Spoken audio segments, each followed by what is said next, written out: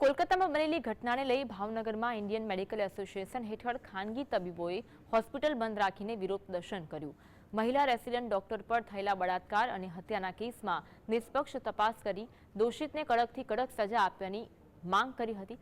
કાયમી ધોરણે તબીબો માટે પ્રોટેક્શન એક્ટ બનાવવામાં આવે તેવી માંગ કરી છે।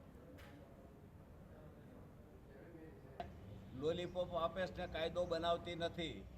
2019ની અંદર કોરોના વખતે જ્યારે અમારી ગરજ હતી, અમે 1680 ડૉક્ટરો સમગ્ર હિન્દુસ્તાનની અંદર કોરોનામાં સેવા કરતા ગુમાવ્યા, ત્યારે સરકારે 2019માં ટેમ્પરરી આ કાયદો પ્રોટેક્શનો બનાવેલો અને 2022માં એ વિડ્રો કરી લીધો।